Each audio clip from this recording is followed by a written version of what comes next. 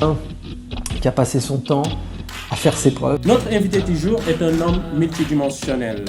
C'est inimaginable aujourd'hui. Je vous présente Christian Kamchwang.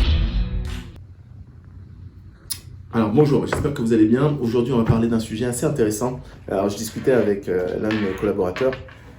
On est parti sur une série de conférences qu'on va faire dans un lieu à la Villette. Ceux qui sont intéressés, n'hésitez pas à m'envoyer votre email, soit en commentaire, hein, vous me recherchez sur les réseaux sociaux, sur Instagram, Christian Kamchwang Achiever sur Instagram. Et donc, il m'a posé une question assez intéressante et il m'a demandé en fait, être humble ne sert pas forcément à la visibilité ou à la reconnaissance, mais est-ce que ça veut dire que ne pas être humble implique finalement qu'on obtient de la visibilité ou de la reconnaissance? Effectivement, la question, je me la suis souvent posée. Si moi, est-ce que je suis humble? Je ne saurais même pas dire si je suis humble ou pas, parce que j'ai conscience de ma valeur. Alors ça peut paraître assez bizarre même de le dire, mais mon business à la base, c'est vraiment de calculer le juste prix. Là, vous pouvez voir quelques ouvrages que j'ai fait en finance quantitative. J'étais concentré sur ce domaine pendant plus de 10 ans. Quand je dis concentré, j'étais passionné. Donc, ce n'est pas un jeu pour moi. Et j'estime, je l'ai dit déjà plusieurs fois hein, sur les moments CK, mais la passion conduit à l'excellence et l'excellence conduit à la liberté. Et aujourd'hui, vous avez face à vous un homme libre. Et ce sujet de rester humble ou pas, pour moi, il devient assez évident quand vous avez une mission, pas évangélique, mais d'inspirer, j'allais dire, le plus grand nombre, et peut-être de souffler justement une émulation ou un impact positif dans votre environnement. Et donc, à un moment, si vous ne le faites pas, cette place va être prise par d'autres, et la plupart du temps par des médiocres. Et ça, vous l'avez constaté, que ce soit avec les élections présidentielles en France, ou même aux États-Unis, si on regarde. Mais en fait, ce qui va se passer, c'est que finalement, vous allez être dirigé par des gens qui sont moins alignés, qui sont moins intègres, et qui sont, j'allais dire moins bons, mais ça ne veut rien dire bon, mais qui sont moins pertinents. D'accord? Et donc, et justement, quand cette question a été posée, j'ai pensé justement à un jeune que vous connaissez peut-être, il s'appelle Cédric Doumbé. Donc désolé, c'est aussi un Camerounais. Hein, bon. Ouais. Ceux qui détestent les Camerounais, je suis désolé pour vous. Ceux qui les aiment, tant mieux. Ceux qui les aiment pas, tant pis. et en fait, Cédric Doumbé, la plupart des gens le connaissent il y a moins de 2 ans. Il faut savoir que Cédric Doumbé est excellent dans son domaine de prédilection, hein, qui est le kickboxing, pendant plus de 9 ans. C'est-à-dire que on revient 2 ans en arrière, le mec, il est au top du game. Hein, il est champion Glory depuis plus de 7 ans. Non, c'est franchement... non, il est au top, d'accord? Et clairement, il n'avait ni l'aura, ni le respect, ni la reconnaissance qui lui était due. Alors certains vont dire c'est parce que le Glory, c'est pas si glorieux que ça. En kickboxing, les gens le connaissent. Okay. Ceux qui pratiquaient déjà un peu de sport de combat, du type Muay Thai ou kickboxing, le connaissaient. Maintenant, les nouveaux fans de MMA, les nouveaux fans commencent à le connaître. Pourquoi? Ben parce qu'il est sorti de sa zone de confort. Et justement, c'est important de vous raconter cette histoire. Et je vais vous raconter l'histoire de deux champions UFC, ou futurs champions UFC d'ailleurs, qui sont peut-être même sur la même catégorie, et donc c'est ça qui est intéressant. Mais qu'est-ce qui s'est passé pour lui? En tant que champion Glory, il avait droit à un fast track, un peu comme l'adversaire d'Israël Adesanya, Pereira, qui a eu droit à un fast track, c'est-à-dire il est rentré, il a eu le droit à aller vers le titre de champion très très vite, d'accord?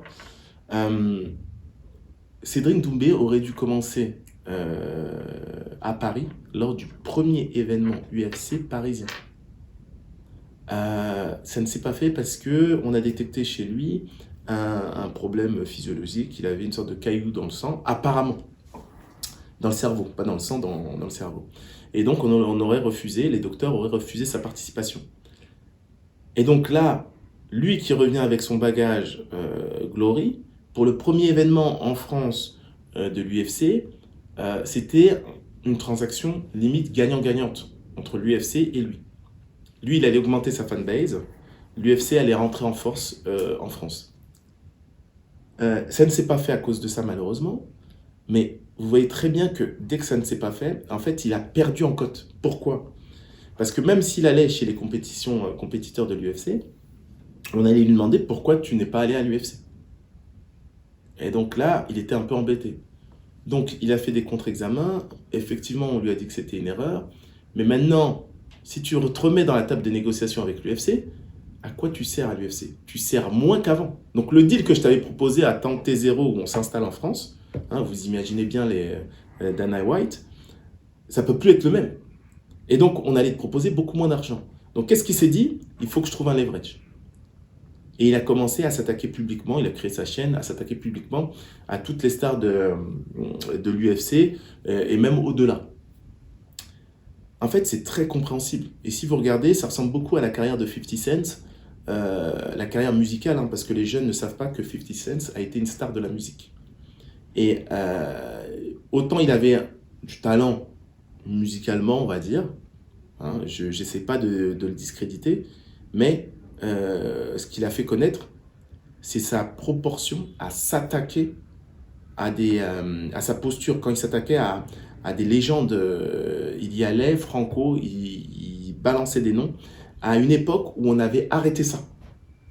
Tupac et Biggie ont été assassinés dans des guerres de gangs. Bon, après, il y a des théories, etc. Je ne vais même pas rentrer dans le sujet.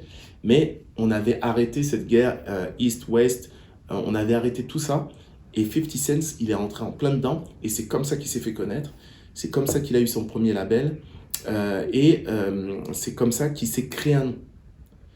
C'est même arrivé des gens comme Ja Rule, avec qui il y a eu une vraie guerre, où Ja Rule disait « Mais 50 cents, c'est rien. It's not worth $1. Ça ne vaut même pas $1. » Et rien que le fait de dire ça, tu le fais exister. Et donc oui, Cédric Doumbé, il s'est attaqué à tout le monde sans exception. Et donc un gros coup marketing.